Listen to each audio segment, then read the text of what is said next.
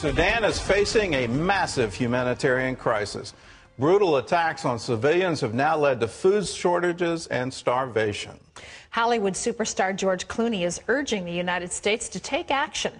And he told CBN's John Jessup that Christian ministries are playing an important role in Sudan.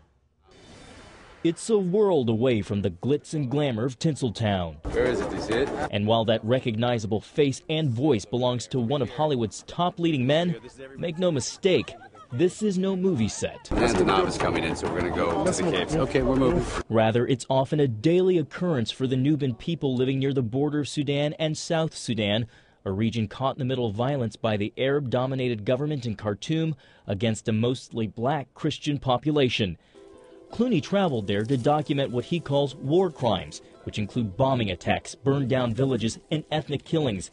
In a one-on-one interview, he told CBN News now is the time to act. For every one of those people that is hurt, innocent people that are hurt, it's us that's hurt. U.S. officials warned the situation could worsen within months, leaving about 500,000 people at risk of starvation. But the conflict also has global implications. China relies on imported oil from South Sudan, which has shut off supplies. China, who has a $20 billion infrastructure built in, oil infrastructure built into Sudan, is now not getting a dime. So they're having to go out on the open market and buy more oil, which costs them money, costs us money, raises the price of gas. Clooney is calling on Washington to increase pressure on Sudan. I asked him about whether he thought President Obama was doing enough in light of his predecessor, President Bush's record on African aid and programs. How would you measure the Obama administration's commitment to Africa? Well, he's been amazing when he's been able to get in himself, to get in and get, roll up his sleeves. Listen, there's an Arab Spring. There's Iran. There's a lot of stuff going on in the world. It's hard to keep the focus for a long period of time on this. But that's what our job is to keep reminding people of this. Clooney credits the work of Christian ministries for offering hope, healing, and relief to those suffering in Sudan. They lead the work a lot of times here. When we were at the Darfur rally, it was ministers, It was a lot of people of faith that have been working very hard on this. So in some ways, I'm trying to honor whatever part I can in the hard work that they do. John Jessup, CBN News, Washington. We have been there for a long period of time, and this genocide is not new. It's been going on for some time, where the North seems bent on trying to eradicate a population based solely on their race. There is a religious element to it, but at the same time, it seems to be a genocide unfolding for over a decade now, and this is a massive problem. I wish the UN would step in. I wish the U.S. would step in. We thought South Sudan would solve the problem, but clearly it hasn't. But thank you. If you're a member of the 700 Club, you've been there. You've been there in the refugee camps in Darfur. You've been providing food. You've been providing medical care. You're there in the Nuba Mountains. And if you want more information about it, all you have to do is go to ob.org, and you can find out what you're doing in the Nuba Mountains today in Sudan. Lee Webb has the rest of our top stories from the CBN Newsroom. Lee? Gordon, Rick Santorum says he will crack down on pornography if he's elected president. In a statement on his website, he criticizes the Obama administration for turning a blind eye to the distribution of porn, and he promises to enforce laws already on the books. Meanwhile, Democrats are attacking Mitt Romney for announcing he wants to cut federal funding to Planned Parenthood. They're trying to paint him as a candidate who opposes women's health care, but Romney's camp says his comments are being taken out of context. The controversy stems from a speech in Missouri where Romney outlined plans to cut the federal deficit. How are you going to cut spending? And I have three rules. Number one, I'm going to look at every program and ask, is this program so essential it's worth borrowing money from China to pay for it? And if it doesn't pass that test, I'm getting rid of it. So Obamacare, goodbye. Subsidies for Amtrak and for Planned Parenthood, those things, goodbye. A Romney advisor says he was not suggesting Planned Parenthood be eliminated. He points out the organization has other sources of funding. A Missouri business owner is suing the Obama administration over the contraception mandate in the president's health care reform law.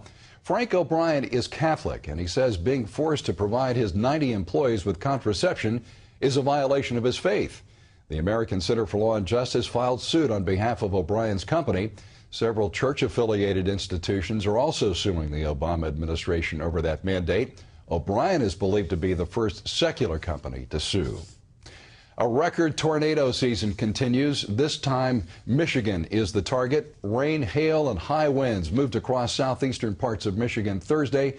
There were 6 confirmed funnel clouds in Monroe County, and at least 2 towns in Washtenaw County were hit by tornadoes.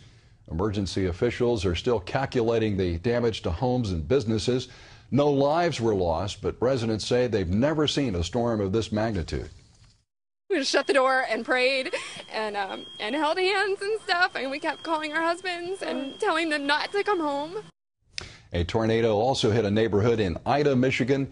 Cleanup in that state is expected to take at least a few weeks. Israeli Prime Minister Benjamin Netanyahu is suggesting that his country does not need an okay from the U.S. to attack Iran's nuclear weapons program. He says Israel has never left its fate up to others, not even the best of friends. Netanyahu pointed out that Israel destroyed an unfinished nuclear reactor in Iraq in 1981, and the U.S. condemned that attack at the time. Most visitors to the Holy Land tour ancient biblical sites and, of course, walk the historic streets. But one group is literally racing through the heart of Jerusalem. Chris Mitchell explains.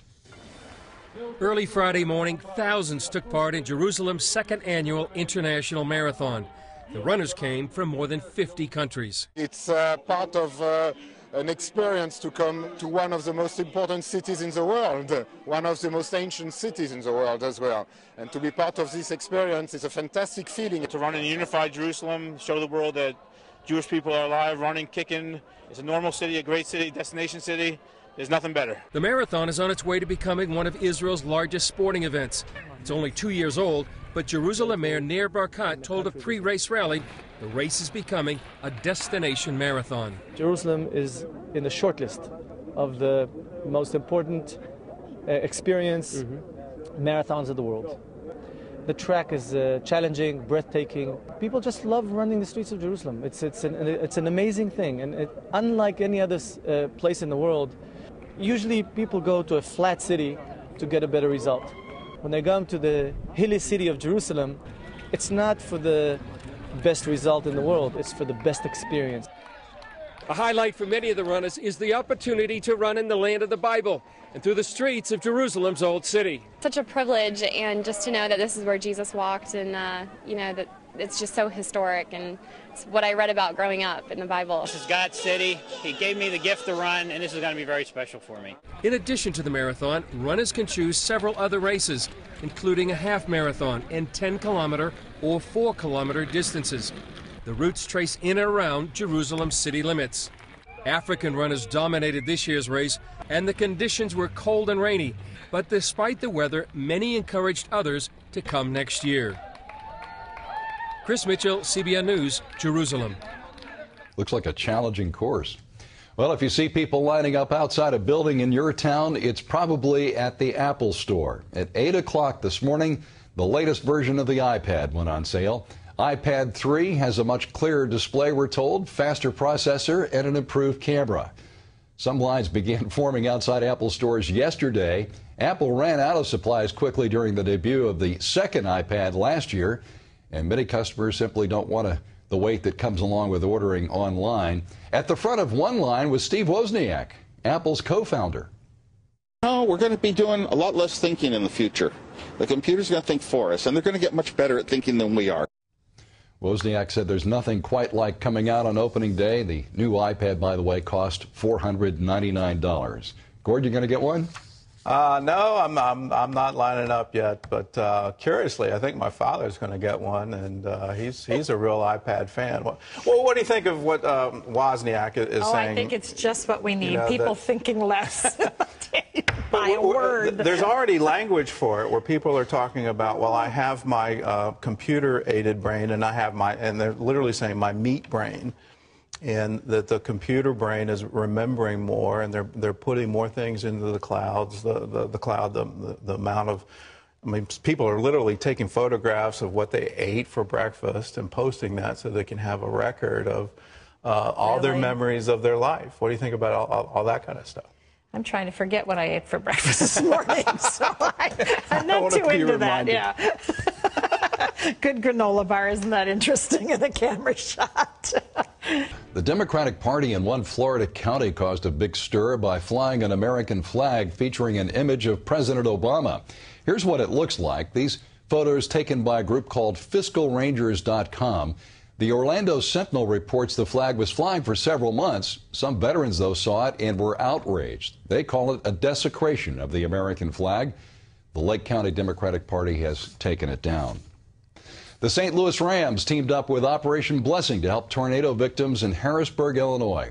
32 staff members, the team's mascot, 4 cheerleaders, and 2 players volunteered for 3 projects. Some sorted supplies and packed bags for residents at a warehouse. Others helped welcome home a family who received an extreme blessing makeover from OB. And the last group worked with the Salvation Army, sorting through clothing and talking with residents. They finished the day with a 30-minute presentation on unity and encouragement, and of course signed a few autographs. And you can find out more about Operation Blessing by going to its website at ob.org.